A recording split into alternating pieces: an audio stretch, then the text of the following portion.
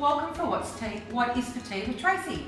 Today, I hope everyone's having a good week. As I said last week, we're going to be making homemade chicken parma with wedges. I know that in lockdown, most of you miss going to the local RSL or the pub to have your favourite pub meal, which is a chicken parma. So today I'm going to show you how to make one at home. It tastes just as good, and you can have a nice glass of wine or orange juice or a beer or a soft drink with it and just pretend you're at the pub. Anyway, so here we go. So we're going to do it now. So all we need to do is we need to have 4 chicken breasts, which I have in the fridge. So we get our 4 chicken breasts out, but before that we're going to get some breadcrumbs. We've got some breadcrumbs that we're going to coat the chicken in, and we have 2 eggs and a splash of milk.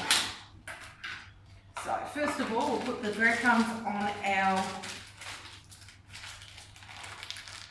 just get this done. Open here.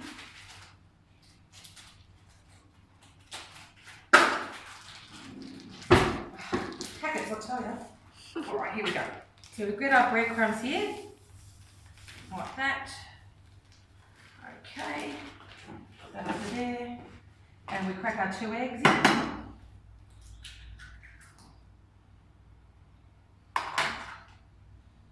Got a bit of shell in there. If you ever get a bit of shell when you crack an egg, a good thing to do is you get another shell like this and you put it in and it gets it out. So just like that. Okay, so we whisk it together. A little bit of milk. I've got some in the fridge, so I'll just put some in. Okay, just a little splash of milk is all you need to do. And then we will whisk it. So I'll get Nicole and come over here so we can see what we're doing. Whisking our egg and milk mixture. Just like that. I'll just put that down there. Okay.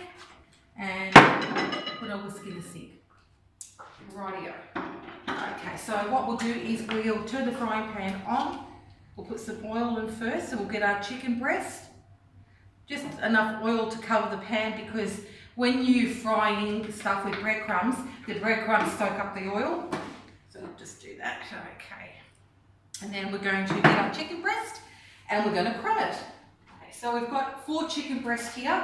They're skinless chicken breasts that I've just bought from Safeway or Woolworths, and they're in the fridge. You normally get 4, and you can get 4 in a pack. They're just like that big if Nicole wants to come over, so you can see how big the chicken breasts normally are.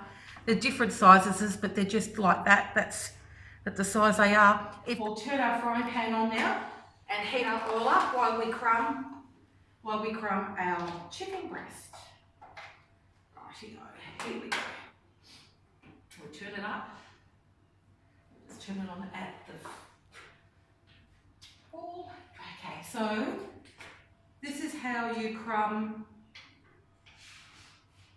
your chicken breast. So you get a chicken breast like this, and you put it in the egg. See what I'm doing, Nicole? I'm putting the egg like this, and we go like that, and then we just put it in the breadcrumbs.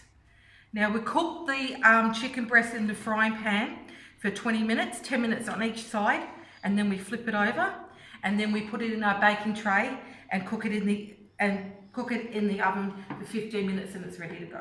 So I'm just going to put this one in, and then we get our second chicken breast, and we do exactly the same thing.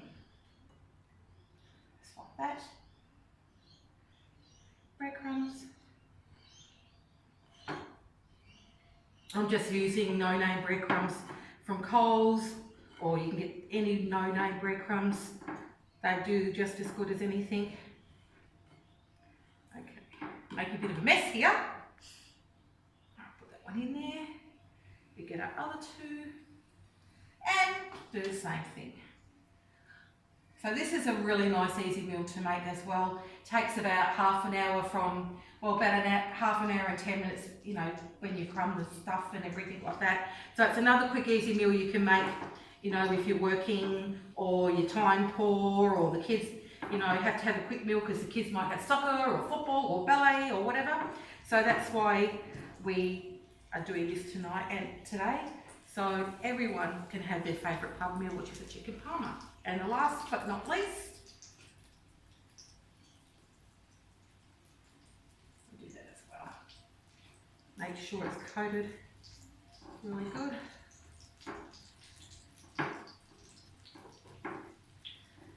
Can you see this, Nicole, how coated it looks like? That's what it looks like. Okay, and we just chuck that in a frying pan, like that. And it's frying. And then in 10 minutes, what we'll do is we will turn it over and cook it for another 10 minutes. Okay, so Nicole's going to come over here and let you see what is happening in the frying pan. We haven't turned it yet because it still hasn't been 10 minutes that it's been cooking.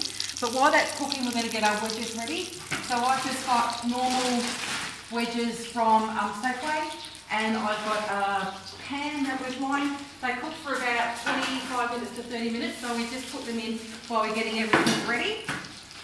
So we'll just get that, put them on the tray.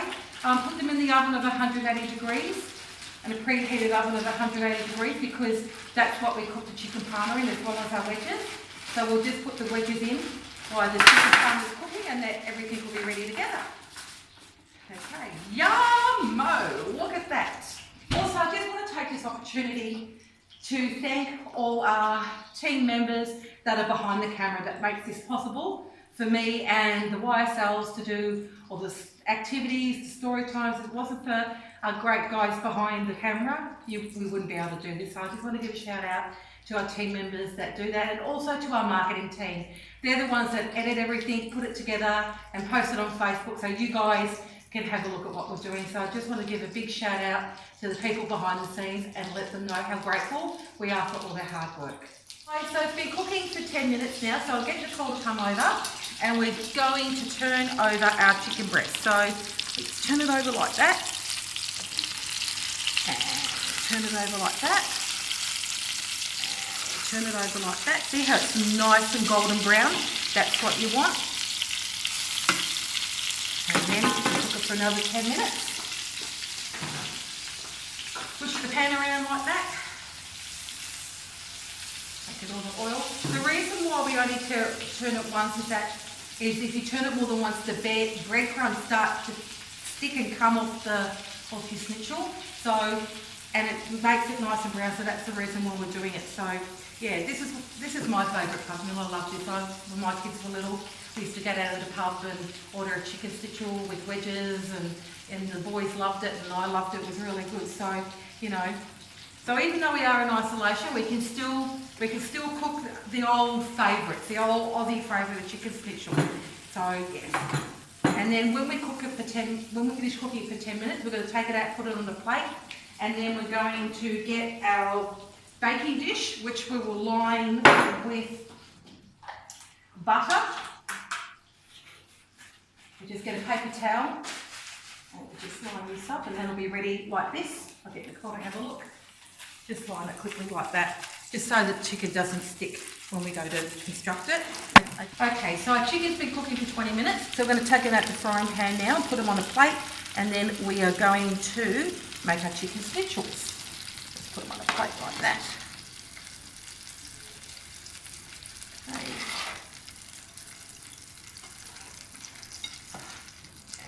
Turn the frying pan off. Okay, so let's move them over here. So we need tomato supreme, Edgell Tomato Supreme, 1 can of tomato supreme. We also need some tasty cheese, any tasty cheese you can use. I just happened to buy this for Not Quite Right. It was $5, I think. You can get any tasty cheese you want to use, you can use that. And 4 slices of ham. Today I'm using ham off the bone because it was on special. You can use Virginia, honey ham, whatever ham you want. We get our tray here. So we'll get our first schnitzel and we just put it on the plate. We get out a slice of ham like this. If Nicole wants to come over, you can see how we do it. And we just put the ham over the chicken like that. And then we just tuck it under, just like that. Just so that it's sort of on the chicken, but it's underneath like that. So it looks like a little taco. Okay, and then we just put that in our frying pan up here. And we do the same for the next one. I think we'll make this Bernadette's because she doesn't want ham on her chicken.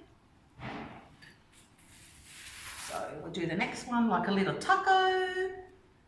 Here we go. We're a taco. Hello, we're a taco. So we just do it like that. We'll do a little taco. We do that like that. We get tomato supreme and we just put it on each chicken breast like this. Oh, it smells good, hey, doesn't it? It does. This is on Bernadette's. She doesn't have a little bit of ham. And we just do this smoothie, smoothie, smoothie. We're doing a normal painting. Here we go. Oh, yum, yum, yum.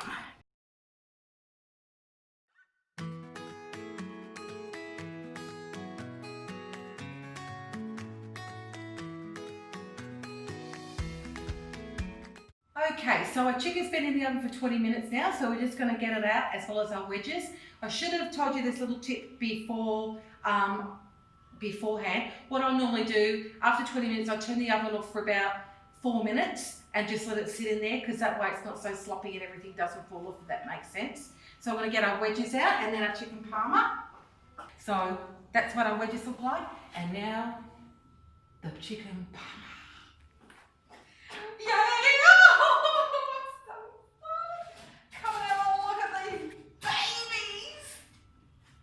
Now, if you can't do this, look at this. This is as good as pub parmas.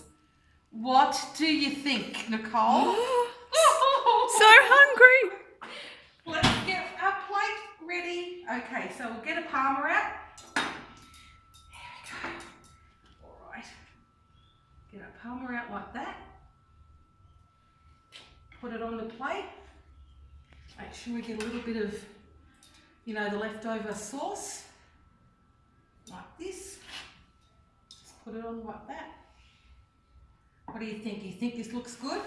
It looks amazing and it smells even better. I wish we had smell-o-vision. Smell-o-vision. We wish we had smell-o-vision. It smells amazing. Okay, so we'll get this out. All right. Here's our chicken parma. And we'll get a few wedges, and this is as good as any parma you have at the pub. So, what's the tea for Tracey? Chicken parma and wedges. Thank you, Tracey. You're welcome. Now join me next week, and next week we'll be making massaman curry with steamed rice. So until next week, stay safe, take care of each other. Remember to wear your mask when you go outside. And take care, and I'll see you next week. Bye!